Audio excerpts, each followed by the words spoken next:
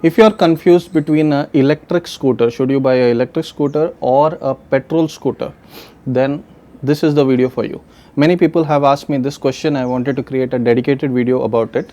And my experience is, this is the older Chetak EV. We have had this in our family for around 2 years. And this is the 3501, the latest one. I was one of the first people in this state to get delivery of the 3501, the top model. And I have put all the videos of it. You can see that if you want to look at it in detail on the channel. Coming to the point, should you go for an electric scooter? Who is it for? Does it suit your purpose? How do you understand that? So directly I'll tell you, if your distance that you have to travel, for example, you have to go to work or wherever you're going, that one side distance is above 50 kilometers, don't look at an electric scooter as of now. I know there are electric scooters, not just the Chetak, there are other electric scooters that give you higher range. But the problem, I'll tell you, if you forget to charge it one day, that day you won't be going to work on the electric scooter. It's as obvious as that, because what's happening is your charging infrastructure, if you're not able to get it, if you're not in a very urban environment, then it becomes an issue. That anxiety, once it hits you, it's going to be a big problem for you. So as I said, if it is about around 40 kilometers, like I have to go to my work, it is 40 kilometers and I come back, total 80 kilometers, that is comfortable on an EV. Anything beyond that, I would suggest look at an iScooter.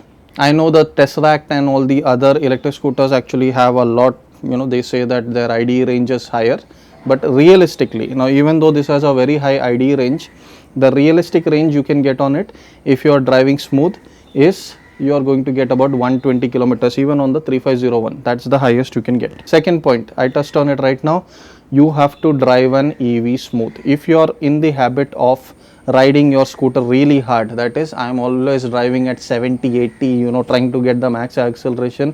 If my accelerator is always pinned like this, if that is the way you are driving, don't look at an EV, because you are not going to get the advertised range. On an ICE scooter also, you are not going to get the proper range. You are actually going to use a lot of petrol. The mileage you are not going to get, but because it is petrol, you can easily fill it. It won't affect you that way. The problem is this: once you are out of range, you are in a big issue. That is the big problem on this.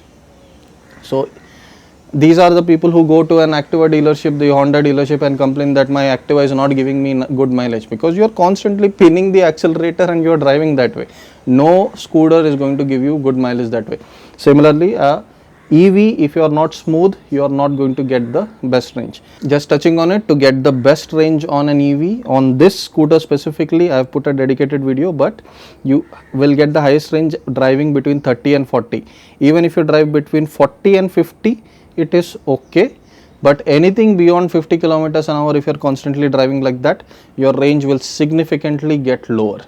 So if you want to get about 100 kilometers at least, you are going to drive it that way. You are going to drive it smooth around 50-ish, not go beyond 50, until unless you need it. Of course, in sport mode, even the 3501 is only going to give you 80 kilometers of range. So just keep that in mind. Many people are confused, is the EV comfortable? Yes, it is very comfortable. Even with a pillion, the latest model, the 3501, has a longer seat, and I think the other latest Chetaks also have the longer seat. Similarly, you have other options also. There is the Rista and all the other options. Any electric scooter you want, any type, you are going to get it, and you should find a comfortable fit in one of those scooters. Is the electric scooter going to climb hills, all these things? Am I going to be a liability on the road because of how slow it is? No, that was very old information. The latest electric scooters all are very good. In fact, I have seen people really astonished of how good the electric scooter, the Chetak, accelerates. In 0 to 40 especially, it can beat, I think, any electric scooter, any normal ICE scooter also it can easily beat, because it's an EV, it accelerates very good. Acceleration and all this, you are not going to have an issue, you are not going to be a liability on the road. Price wise also, EVs are available in all prices right now. Just get it from a trusted company. I'm not telling about, just Bajaj. Whatever company you trust, get it from them. Make sure that you have proper service, proper resolution of issues, because finally these are vehicles. you will get some or the other issue. At that time, the service is what is going to save you. So make sure you have a service at your place. Ask the other owners. Don't ask just the showroom salesman, because they just want to sell. Ask the other owners how the service is. If you get a good answer from there, then you can go for it. So that's how you should select it. How long will the EV scooter last compared to an ICE scooter? I would say, see, the batteries, I am into solar, so I know how it is. These are all the latest batteries, and they should last at least 15 years to 20 years. You are not going to have an issue, and I don't think you are going to keep a scooter beyond that. We all change our scooters at the max by 15 years or something. So if you are using it till then, you are not going to have an issue. After 15 years, you might have to change the battery, but changing the entire battery at that time, I don't think it will be very expensive, because the lithium cost is going down, all these processes are coming. So you shouldn't have an issue even if you want to change the battery eventually, like 15 years down the line. As of now, with my understanding of the industry, and because I'm dealing with this, we do large scale solar, and I deal with all these batteries and all that. That's why I'm telling you, you should be safe for 15 years at least. Anything beyond that, we don't know, but at least for 15 years you're safe. Now the big question, the cost, we understand that you can get it in all ranges, and you should be able to find, if you have the budget for a petrol scooter, you should be able to find a electric scooter that will suit you. They are almost similar, you can say, just maybe a little bit extra for some models. That depends on the company you're choosing and the model you're choosing.